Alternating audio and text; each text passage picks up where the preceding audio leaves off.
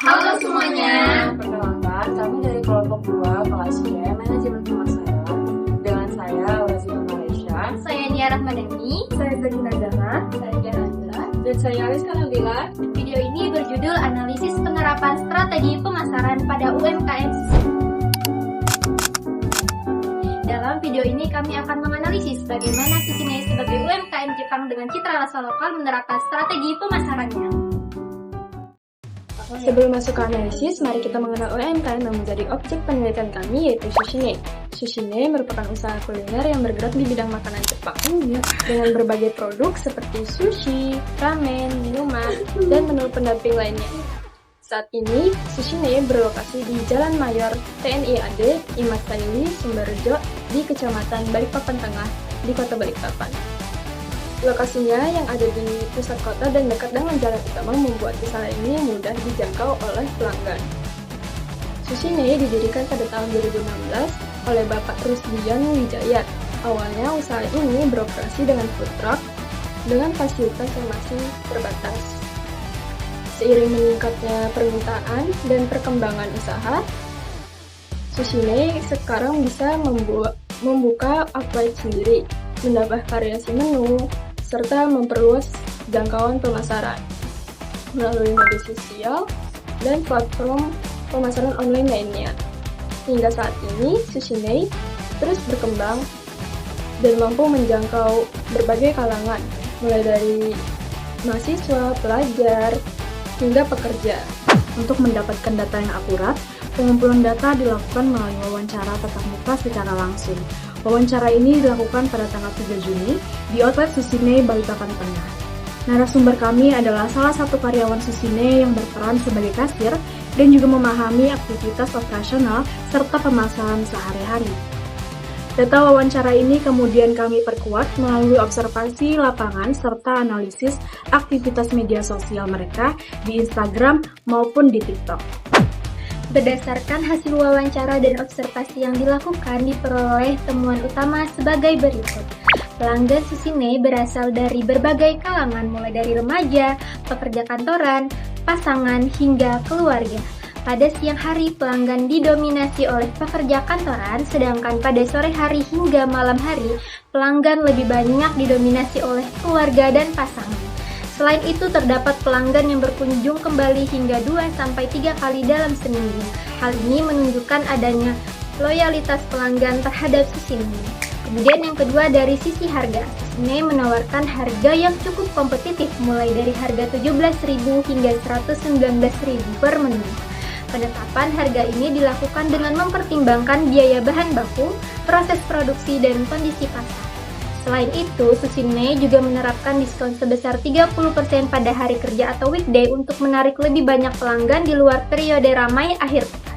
Terkait promosi, strategi promosi andalan mereka adalah penjualan paket bundling dan juga potongan harga di saat weekday. Nah, mereka juga aktif melakukan promosi di media sosial seperti Instagram dan TikTok. Lalu, termasuk juga strategi mengundang food vlogger atau influencer. Nah, hal ini itu terbukti efektif mendatangkan banyak pelanggan. Lalu yang keempat adalah terkait kendala. Restoran sering menghadapi keluhan terkait lamanya waktu penyajian di jam sibuk karena sistem dapur yang made to order. Selain itu, mereka juga menghadapi tantangan persaingan yang semakin ketat, khususnya dari restoran berskala besar yang ada di dalam mall yang memiliki keunggulan pada standar operasional pelayanan dan tampilan visual tempat atau menu mereka. Selanjutnya itu ada analisis STP. Yang pertama itu ada segmentasi. Jadi pelanggan Susinei ini mencakup remaja, pekerja kantoran, pasangan, hingga keluarga dari berbagai latar belakang. Susinei ini menyasar orang yang menyukai kuliner Jepang, yang lebih nyaman dengan makanan yang sudah dimasak dan harga yang bersahabat. Segmen ini sebetulnya sudah terbentuk secara alami, seperti pekerja pada siang hari, lalu keluarga dan anak muda di sore hingga malam. Meski hal tersebut itu belum dimanfaatkan secara terencana oleh Susinei untuk dijadikan sebagai promosi mereka.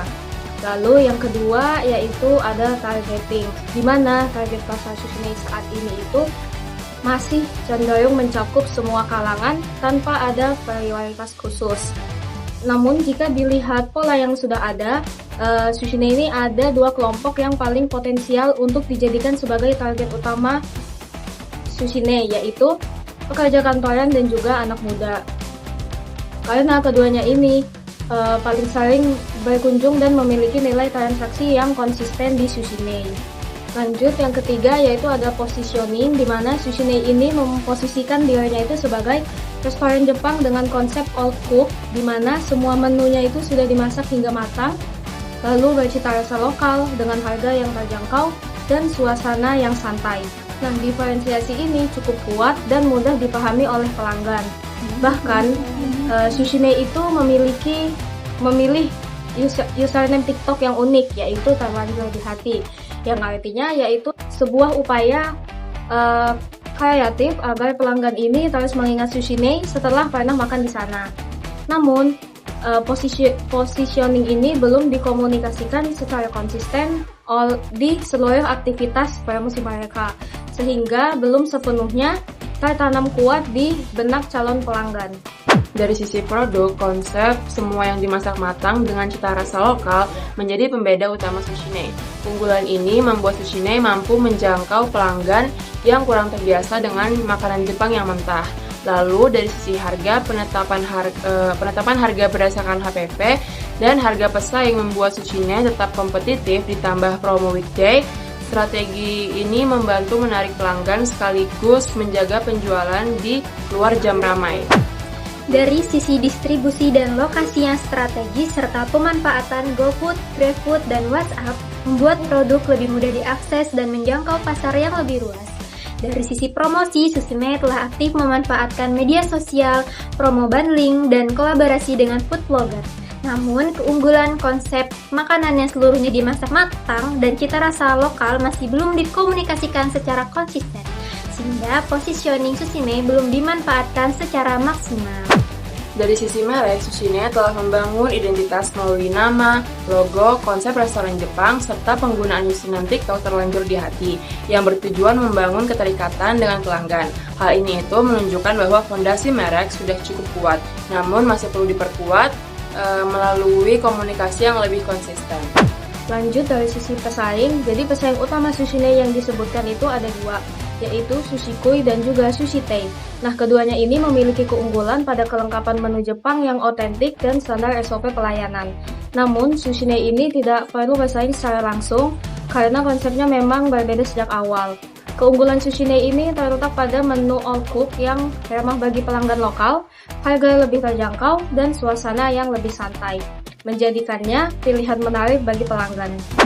Meskipun memiliki berbagai keunggulan, Sushine masih menghadapi beberapa tantangan utama, yaitu lamanya waktu penyajian saat jam sibuk, minimnya inovasi menu baru, serta fluktuasi harga dan ketersediaan bahan baku. Jika tidak ditangani, kondisi ini dapat mempengaruhi kepuasan pelanggan dan daya saing usaha. Selanjutnya ada beberapa strategi realistis yang kami sarankan untuk Sushine. Yang pertama ada efisiensi layanan, yaitu menerapkan sistem pre-order melalui WhatsApp Business dan memprioritaskan persiapan bahan baku lebih awal, agar waktu tunggu saat jam sibuk bisa ditekan. Yang kedua ada inovasi menu, yaitu mengadakan riset, tren kuliner, dan meluncurkan minimal satu menu baru per kuartal dengan memanfaatkan media sosial sebagai wadah uji coba. Yang ketiga ada ketahanan pemasok, yaitu menjalin kerjasama dengan lebih dari satu supplier untuk meminimalisir dampak fluktuasi ketersediaan dan harga bahan pokok.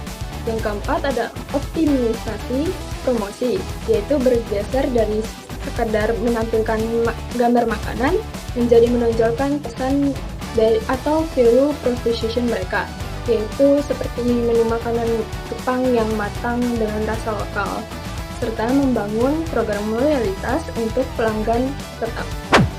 Berdasarkan hasil analisis yang dilakukan, dapat disimpulkan bahwa Sushine telah menjalankan berbagai aktivitas pemasaran melalui produk khas yang disesuaikan dengan selera lokal, harga yang kompetitif, penjualan melalui berbagai kanal, serta promosi yang aktif di media digital. Namun, sebagian besar strategi tersebut masih bersifat reaktif dan masih belum berbasis perencanaan yang terstruktur, terutama dalam perencanaan STP dan konsistensi komunikasi positioning. Tantangan utama Sushine terletak pada efisiensi penyajian, inovasi menu, dan fluktuasi bahan baku. Jika dikelola dengan baik, Sushine dapat semakin kompetitif di tengah persaingan kuliner Jepang. Terima kasih kepada narasumber dari Sushine yang telah bersedia meluangkan waktu dan menyambut kami dengan baik. Terima kasih juga kepada Ibu Khairulina Sarahma selaku dosen pengampu atas bimbingannya selama semester ini. Kami dari kelompok 2 kelas C Manajemen Pemasaran mengucapkan terima kasih dan sampai jumpa.